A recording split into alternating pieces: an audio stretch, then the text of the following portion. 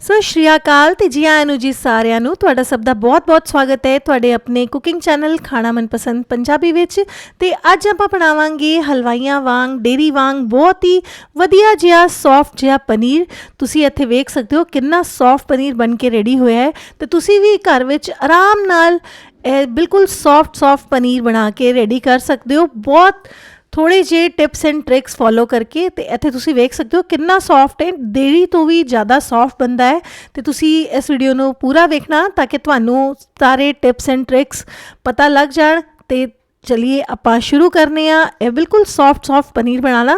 तो इत्थे मैं 2 लीटर जिन्ना दुध लेता है तो 2 लीटर दुध मैं पहला ही बॉयल करके रख दिता सी क्योंकि मैनू सवेरे पनीर बनाना सी ते दुध मैं राती लिया सी तो इस वास्ते पहला ही बॉयल कर दिता सी। इस वास्ते तुहानू उत्ते माड़ी जी मलाई विख रही होनी है। तो तुसी गां दा या फिर मझ दा किसी का भी दुध यूज़ कर सकते हो पनीर बनाने वास्ते या फिर मिक्स वाला भी। तो इत्थे जिहड़ा दुध है वो मिक्स दुध है गां ते मझ दा। ते इत्थे मैं लिते ने 2 निंबू मीडियम साइज़ के, उन्हां दा रस बनावांगे ते उहदे नाल असी पनीर बनावांगे। तुसी सिरके का भी इस्तेमाल कर सकते हो, वो भी मैं तुहानू वीडियो विच दसांगी कि कितना सिरका पाना चाहिए है। तो पहला आपां दुध नू बॉयल होने वास्ते रख दांगे क्योंकि इहदे विच थोड़ा टाइम लगता है।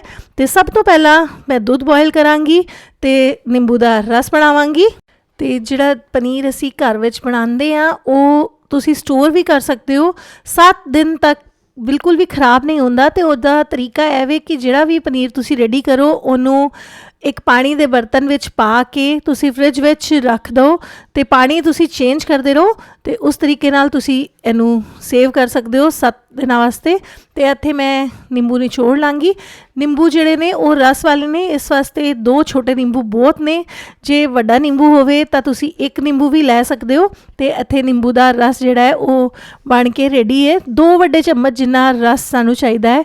तो अद्धा निंबू बच गया है। तो इहदे विच अद्धा कप या अद्धी कौली जिन्ना पानी ऐड कर देंगे।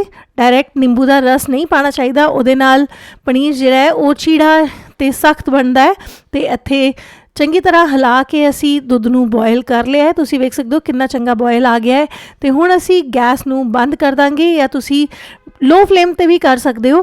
तो इत्थे एक कड़छी करके निंबू वाला जिहड़ा पानी असी रेडी किया है इनू पावांगे। तो इस तरीके नाल सेम तुसी जिहड़ा विनेगर होंदा है या सिरका होंदा है वाइट वाला वो भी पानी विच मिक्स करके एक कड़छी करके पा सकते हो। तो पनीर बना सकते हो। तो थोड़ा ऐड करना है, जे तुसी ज़्यादा ऐड करोगे तो पनीर जिहड़ा है वो चीड़ा हो जाएगा क्योंकि ज़्यादा पानी एक्सट्रैक्ट हो जाएगा उहदे तो। तो इत्थे तुसी वेख सकते हो 2 कड़छी जिन्ना पानी मैं हले ऐड किया है। तो बड़ी स्लो स्पीड नाल हिलाना है, बहुत तेज़ी नाल नहीं चलाना इनू। तो हुण असी तीजी कड़छी ऐड करनी शुरू की है, पूरी कड़छी नहीं पाई असी। तो हुण तुसी वेख सकते हो माड़ा सैपरेट होण लगे है।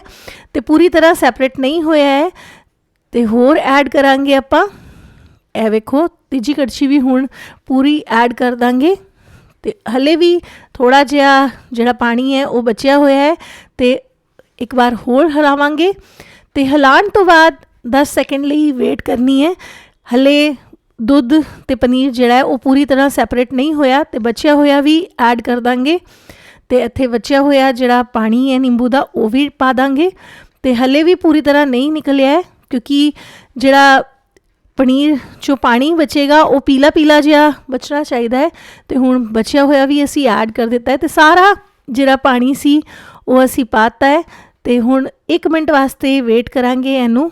जे असी अद्धी कड़छी जिन्ना पानी होर ऐड करांगे तो पनीर जिहड़ा है वो रेडी हो जाएगा, पूरी तरह सैपरेट हो जाएगा। तुसी वेख सकते हो हुण जिहड़ा पानी है वो दुध वांग नहीं विख रहा।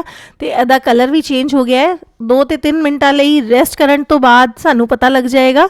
तो 2-3 मिनटां विच पनीर जिहड़ा है वो पूरी तरह पानी चों अलग हो गया है। तो हुण असी इत्थे एक छलनी लिती है, तुसी किसी भी तरीके की छलनी लै सकते हो। मैं इत्थे ए वाली लीती है। तो उत्ते रखिया है मलमल दा या जिहड़ा कॉटन दा बरीक कपड़ा होंदा है पनीर बनाने वाला वो यूज़ किया है। तुसी लाइनिंग का जिहड़ा कपड़ा है वो भी यूज़ कर सकते हो। बस एक चीज़ का ध्यान रखना कि कलर वाला ना लेना, नहीं तो पनीर विच कलर आने का खतरा रहिंदा है। तो इत्थे असी सारा पनीर इहदे विच पा लिया है। तो हुण असी इनू इकट्ठा करके ਚੰਗੀ ਤਰ੍ਹਾਂ ਅਲੱਗ ਕਰ ਲਾਂਗੇ।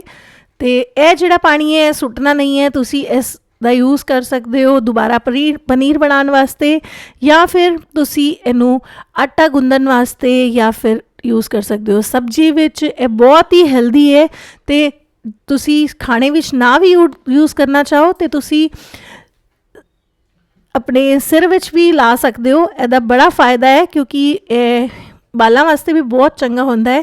ਤੇ ਇੱਥੇ ਮੈਂ ਇਹਨੂੰ ਪਨੀਰ ਨੂੰ ਇੱਕ ਵਾਰੀ ਚੰਗੀ ਤਰ੍ਹਾਂ ਧੋ ਲਾਂਗੀ ਤਾਂ ਕਿ ਦੁੱਧ ਦਾ ਅਤੇ ਨਿੰਬੂ ਦਾ ਸਵਾਦ ਜਿਹੜਾ ਹੈ ਉਹ ਨਿਕਲ ਜਾਏ। ਤੇ ਹੁਣ ਕੱਪੜੇ ਨੂੰ ਜਾਂ ਤਾਂ ਕਿਸੇ ਤਰੀਕੇ ਨਾਲ ਤੁਸੀਂ ਲਟਕਾ ਦਿਓ, ਕਿਸੇ ਵੀ ਥਾਂ 'ਤੇ ਨਲਕੇ 'ਤੇ ਤੁਸੀਂ ਲਟਕਾ ਸਕਦੇ ਹੋ, ਜਾਂ ਫਿਰ ਤੁਸੀਂ ਇਹਦੇ 'ਤੇ ਵਜ਼ਨ ਰੱਖ ਸਕਦੇ ਹੋ। ਅਤੇ ਅਸੀਂ ਇਸ ਨੂੰ ਚੰਗੀ ਤਰ੍ਹਾਂ ਇਸ ਤੋਂ ਪਾਣੀ ਜਿਹੜਾ ਹੈ ਉਹ ਅਲੱਗ ਕਰ ਦੇਣਾ ਹੈ। ਹੁਣ ਅਸੀਂ ਇਹਨੂੰ ਇੱਕ ਨੋਟ ਲਾਵਾਂਗੇ, ਯਾਨੀ ਕਿ ਗਾਂਠ ਇੱਥੇ ਲਾ ਸਕਦੇ ਹੋ। ਅਤੇ ਮੈਂ ਇਹਨੂੰ ਇਸ ਤਰੀਕੇ ਨਾਲ ਮਰੋੜ ਕੇ ਇਹਦੇ 'ਤੇ ਵਜ਼ਨ ਰੱਖ ਦਾਂਗੀ ਅਤੇ ਜਿਸ ਤਰੀਕੇ ਨਾਲ ਇਹਦਾ ਜਿਹੜਾ ਸਾਰਾ ਪਾਣੀ ਹੈ ਉਹ ਨਿਕਲ ਜਾਏਗਾ। ਅਤੇ ਇੱਥੇ ਮੇਰੇ ਕੋਲ ਚੱਕਲਾ ਹੈ, ਚੱਕਲਾ ਰੱਖਦੇ ਆ ਮੈਂ ਅਤੇ ਉੱਤੇ ਰੱਖਦੇ ਆ ਪਾਣੀ, ਅਤੇ ਇਸ ਤਰੀਕੇ ਨਾਲ ਸਾਰਾ ਐਕਸਟਰਾ ਪਾਣੀ ਜਿਹੜਾ ਹੈ ਪਨੀਰ ਦਾ ਨਿਕਲ ਜਾਏਗਾ। ਅਤੇ ਅੱਧੇ ਘੰਟੇ ਵਾਸਤੇ ਇਸੇ ਤਰੀਕੇ ਨਾਲ ਰੱਖਾ ਰਹਿਣ ਦਿਆਂਗੇ। ਅਤੇ ਹੁਣ ਅਸੀਂ ਪਨੀਰ ਨੂੰ ਚੈੱਕ ਕਰ ਲਾਂਗੇ, ਅੱਧਾ ਘੰਟਾ ਹੋ ਚੁੱਕਿਆ ਹੈ ਅਤੇ ਸਾਰਾ ਪਾਣੀ ਨਿਕਲ ਚੁੱਕਿਆ ਅਤੇ ਪਨੀਰ ਦੀ ਜਿਹੜਾ ਸ਼ੇਪ ਹੈ ਉਹ ਵੀ ਬੜੀ ਵਧੀਆ ਹੋ ਚੁੱਕੀ ਹੈ। ਅਤੇ ਇਸ ਤਰੀਕੇ ਨਾਲ ਤੁਸੀਂ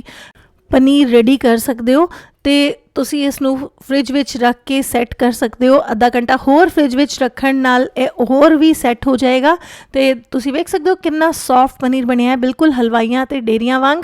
ਤੁਹਾਨੂੰ ਬਾਜ਼ਾਰ ਤੋਂ ਪਨੀਰ ਲਾਉਣ ਦੀ ਕੋਈ ਲੋੜ ਨਹੀਂ ਹੈ, ਹੁਣ ਤੁਸੀਂ ਘਰ ਵਿੱਚ ਆਰਾਮ ਨਾਲ ਰੈਡੀ ਕਰ ਸਕਦੇ ਹੋ। ਮੈਂ ਬਿਨਾਂ ਫਰਿੱਜ ਤੋਂ ਰੱਖੇ ਹੀ ਇਹਦੇ ਤੁਹਾਨੂੰ ਪੀਸਿਸ ਕੱਟ ਕੇ ਵਿਖਾ ਰਹੀ ਹਾਂ। ਤੁਸੀਂ ਵੇਖ ਸਕਦੇ ਹੋ ਬਿਨਾਂ ਫਰਿੱਜ ਵਿੱਚ ਰੱਖੇ ਵੀ ਇਹ ਕਿਸ ਤਰੀਕੇ ਨਾਲ ਚੰਗਾ ਸੌਫਟ ਜਿਹਾ ਬਣਿਆ ਹੈ। ਅਤੇ ਅਸੀਂ ਇਸ ਦੇ ਚੌਕੋਰ ਟੁਕੜੇ ਕੱਟ ਲਾਂਗੇ। ਤੁਸੀਂ ਇਹਦੇ ਨਾਲ ਮਟਰ ਪਨੀਰ ਬਣਾਓ ਜਾਂ ਫਿਰ ਪਨੀਰ ਦੇ ਪਕੌੜੇ, ਜਾਂ ਫਿਰ ਕੋਈ ਹੋਰ ਵੀ ਪਨੀਰ ਦੀ ਡਿਸ਼, ਸ਼ਾਹੀ ਪਨੀਰ ਹੋਵੇ ਜਾਂ ਪਨੀਰ ਬਟਰ ਮਸਾਲਾ, ਅਤੇ ਤੁਸੀਂ ਇਸ ਤਰੀਕੇ ਨਾਲ ਘਰ ਵਿੱਚ ਬਿਲਕੁਲ ਹਾਈਜੀਨਿਕ ਤਰੀਕੇ ਨਾਲ ਰੈਡੀ ਕਰ ਸਕਦੇ ਹੋ ਪਨੀਰ, ਅਤੇ ਸਟੋਰ ਕਰ ਸਕਦੇ ਹੋ। ਜੇ ਦੁੱਧ ਬਚ ਜਾਵੇ ਤਾਂ ਵੀ ਤੁਸੀਂ ਇਸ ਦਾ ਇਸਤੇਮਾਲ ਕਰ ਸਕਦੇ ਹੋ। ਅਤੇ ਹੁਣ ਮੈਨੂੰ ਜ਼ਰੂਰ ਦੱਸਣਾ ਕਿ ਤੁਹਾਡਾ ਪਨੀਰ ਕਿਸ ਤਰੀਕੇ ਦਾ ਬਣਿਆ, ਅਤੇ ਜੇ ਤੁਹਾਨੂੰ ਇਹ ਬਿਲਕੁਲ ਸੌਫਟ ਪਨੀਰ ਪਸੰਦ ਆਏ ਅਤੇ ਤੁਸੀਂ ਮੇਰੀ ਵੀਡੀਓ ਨੂੰ ਲਾਈਕ ਕਰਨਾ, ਸ਼ੇਅਰ ਕਰਨਾ, ਅਤੇ ਖਾਣਾ ਮਨਪਸੰਦ ਪੰਜਾਬੀ ਨੂੰ ਸਬਸਕ੍ਰਾਈਬ ਵੀ ਕਰਨਾ। ਅਤੇ ਹੋਰ ਇਸ ਤਰੀਕੇ ਦੀ ਯੂਜ਼ਫੁਲ ਵੀਡੀਓਜ਼ ਦੇਖਣ ਵਾਸਤੇ ਵੇਖਦੇ ਰਹੀਏ ਖਾਣਾ ਮਨਪਸੰਦ। ਅਤੇ ਤੁਹਾਡਾ ਬਹੁਤ ਬਹੁਤ ਸ਼ੁਕਰੀਆ। Thanks for watching. Bye bye, take care, thank you.